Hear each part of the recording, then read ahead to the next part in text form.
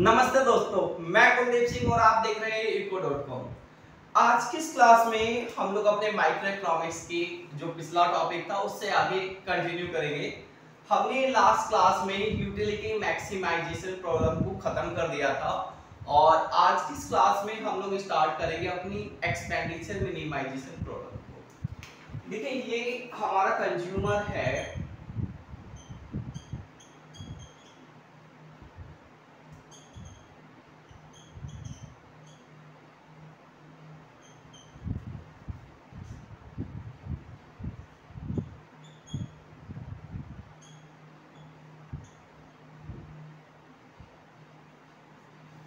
ये है हमारा कंज्यूमर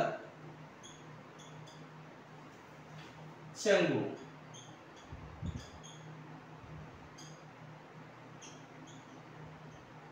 ठीक है, अब जो कंज्यूमर होता है उसका काम होता है अपनी यूटिलिटी का मैक्सिमम करना और एक इक्विलिब्रियम की सिचुएशन को क्रिएट करना।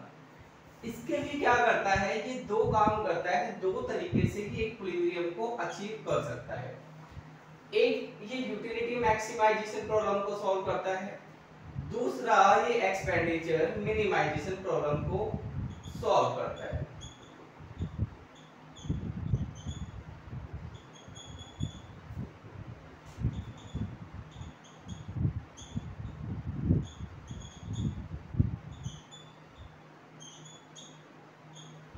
अब जैसे कि हम लोग पहले पढ़ चुके हैं, जो यूटिलिटी मैक्सिमाइजेशन प्रॉब्लम होती है उसमें जब कंज्यूमर इक्विलिब्रियम को अचीव करता है तो इक्विलिब्रियम पे उसको एक x की इक्विलिब्रियम वैल्यू मिलती है और एक y की इक्विलिब्रियम वैल्यू मिलती है।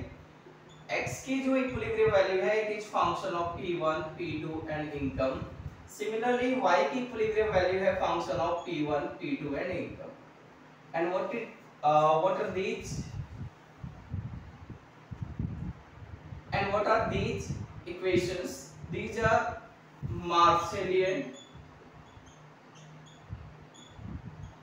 Demand function. ठीक है, अब जो आपके मार्शलियन डिमांड फंक्शन होते हैं यही आपका वॉलेशियन डिमांड फंक्शन है, यही आपका ऑर्डिनरी डिमांड फंक्शन है, यही आपका अनकंपनसेटेड डिमांड फंक्शन है। अब जब हम एक्सपेंडिचर मिनिमाइजेशन प्रॉब्लम को सॉल्व करेंगे तो अगेन हमें क्या होगा, हमें इक्विलिब्रियम मिलेगा और इक्विलिब्रियम पे हमारी x की वैल्यू हमें मिलेगी और हमारी y की वैल्यू भी हमें मिलेगी। ठीक है, अब जब आप एक्सपेंडिचर मिनिमाइजेशन प्रॉब्लम को सॉल्व करते हो तो x की जो वैल्यू आपको मिलती है ना, इक्विलिब्रियम वैल्यू, वो p1 p2 और यूटिलिटी का फंक्शन होता है। अब ये जो आपकी यूटिलिटी है ये u bar, it is a constant level of utility. ठीक है, अब ये जो आपकी y की इक्विलिब्रियम वैल्यू है it is function of p1 p2 and utility also. ये जो x और y की आपको वैल्यू मिली है these are Hicksian demand function और हम लोग इसी को कंपनसेटेड डिमांड फंक्शन भी कहते हैं। तो देखिए, सबसे पहले तो आप लोग ये दो बातें अपने दिमाग में डाल लीजिएगा कि जब आप यूटिलिटी मैक्सिमाइजेशन प्रॉब्लम को सॉल्व करते हो तो x की वैल्यू p1 p2 और इनकम का फंक्शन होती है, y की वैल्यू भी p1 p2 और इनकम का फंक्शन होती है और ये आपके मार्शलियन वॉलेशियन ऑर्डिनरी अनकंपनसेटेड डिमांड फंक्शन है। ठीक, दूसरी बात आपको दिमाग में ये रखनी है कि जब आप एक्सपेंडिचर मिनिमाइजेशन प्रॉब्लम को सॉल्व करोगे तो आपको जो x और y की वैल्यू मिलेगी वो वैल्यू p1 p2 और कांस्टेंट लेवल ऑफ यूटिलिटी का फंक्शन होंगे और ये वैल्यू आपकी हिक्सियन डिमांड फंक्शन या फिर अनकंपनसेटेड डिमांड फंक्शन है। ये मैंने आपको मोटा सा एक कंक्लूजन दिया है, ठीक है, जो हमेशा आपके दिमाग में रहना चाहिए। अब हम लोग एक्सपेंडिचर मिनिमाइजेशन प्रॉब्लम को डिटेल में स्टार्ट करते हैं।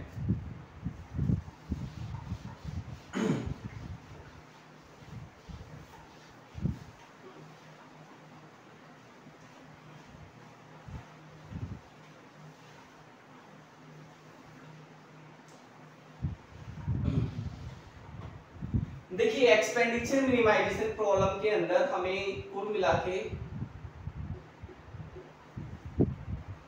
5 चीजें पढ़नी है। सबसे पहले तो हम इस प्रॉब्लम के एजम्पशंस पढ़ेंगे और एजम्पशंस पढ़ने के बाद हम लोग इसका एक्सपेंडिचर मिनिमाइजेशन प्रॉब्लम का मैथमेटिकल प्रेजेंटेशन पढ़ेंगे,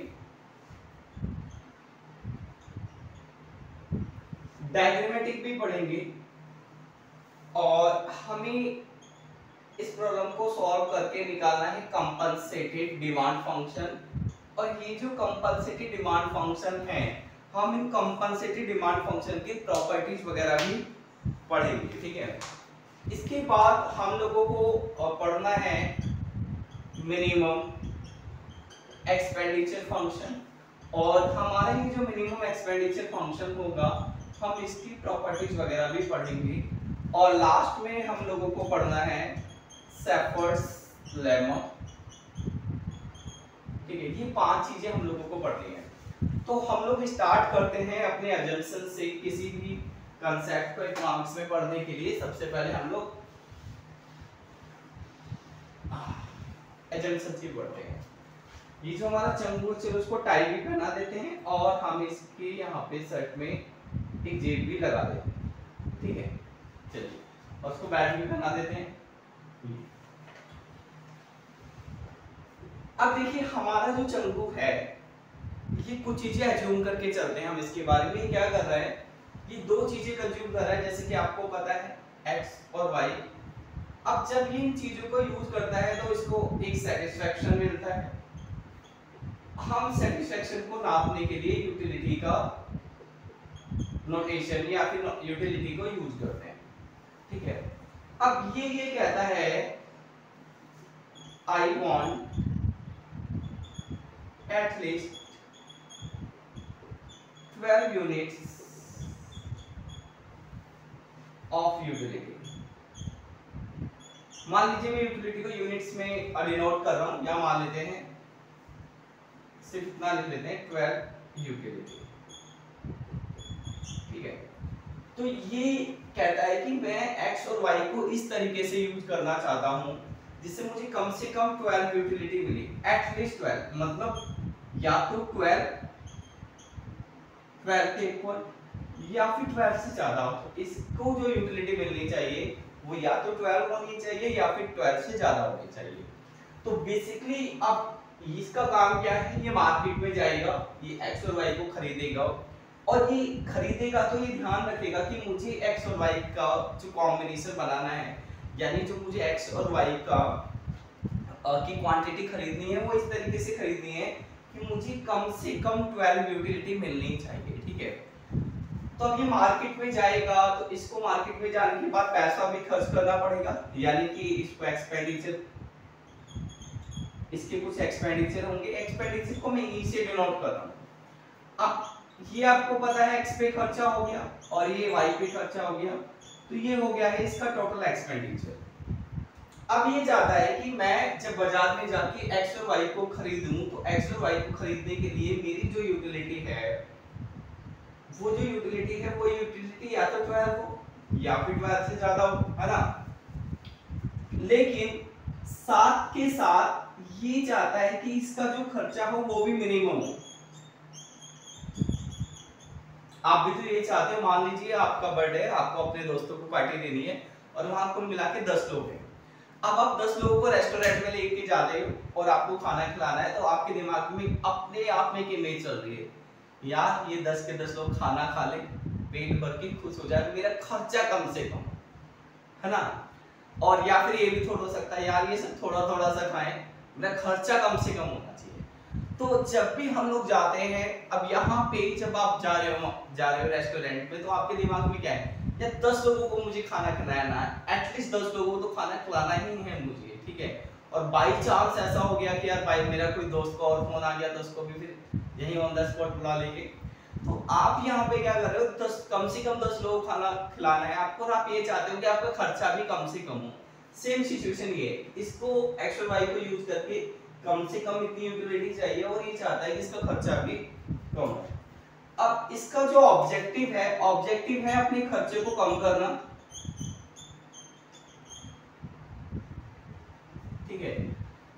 ये इसकी कंडीशन है कि खर्चा तो कम चाहता है, लेकिन कम खर्चे का मतलब ये नहीं कि ये जीरो चीजें खरीदे। कम खर्चा तो ऐसा भी हो सकता है कि आप कुछ खरीदो ही नहीं, और वो पॉसिबल नहीं है कि हम कोई चीज खरीदे ही नहीं, क्योंकि जब तक हम किसी चीज को यूज ही नहीं करेंगे तो हम सरवाइव कैसे करेंगे।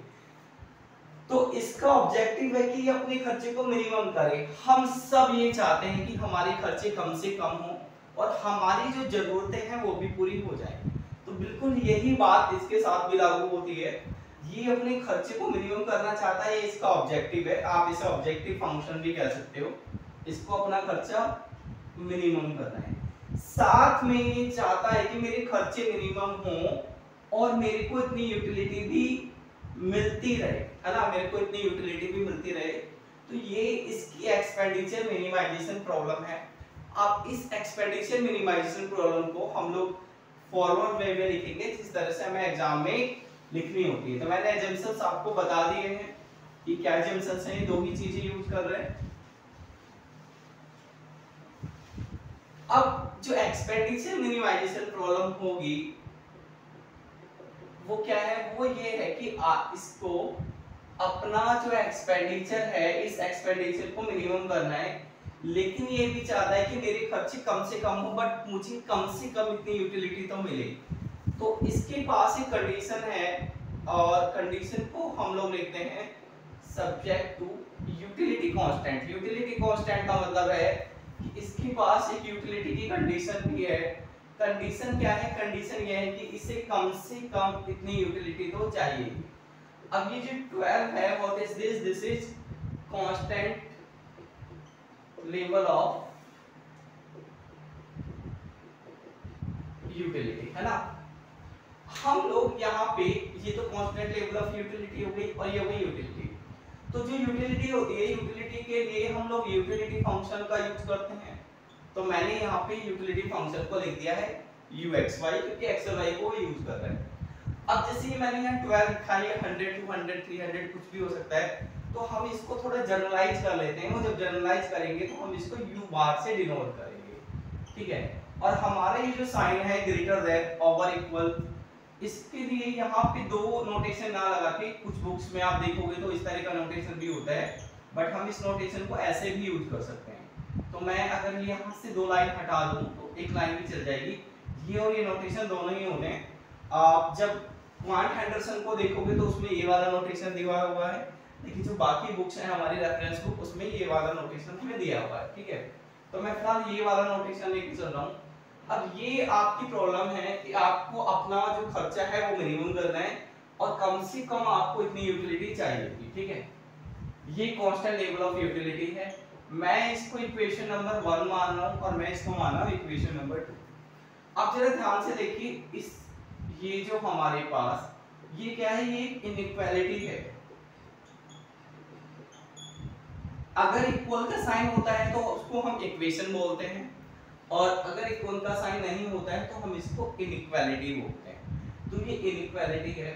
अब आपने क्वांटिटी मेथड में पढ़ा होगा, चाहे मैंने भी वैसे पढ़ाया है, अब मुझसे पढ़ाया नहीं पढ़ाया, कहीं और भी पढ़ा है, तो आपको ये पता होगा जब भी हम लोग मैक्सिमा मिनिमा की प्रॉब्लम को सॉल्व करते हैं, ये भी तो मिनिमा की प्रॉब्लम है ना, हमें एक्सपेंडिचर को मिनिमम करना है।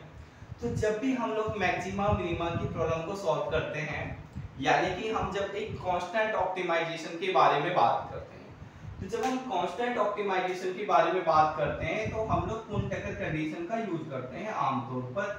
ये हम लोगों ने इनइक्वालिटी कांस्टेंट ऑप्टिमाइजेशन में पढ़ा था, बट यहाँ पे हम लोग कुन-टकर कंडीशन का यूज नहीं करेंगे, ठीक है। हम लोग अपना जो नॉर्मल हमने जैसा कि यूटिलिटी मैक्सिमाइजेशन प्रॉब्लम में पढ़ा था, हम बिल्कुल उसी तरीके से लॉग्रेंजियन टेक्निक का ही यहाँ पे यूज करने वाले हैं, ठीक है। अब अगर हमारी ये जो इनइक्वालिटी है हम इसको देखें तो इक्वल और ग्रेटर देन दोनों ही हो सकता है, यानी यहाँ से दो सिचुएशन निकलती हैं। एक सिचुएशन ये हो सकती है और एक सिचुएशन ये हो सकती है, ये। अब ये वाली जो सिचुएशन है, इस सिचुएशन को हम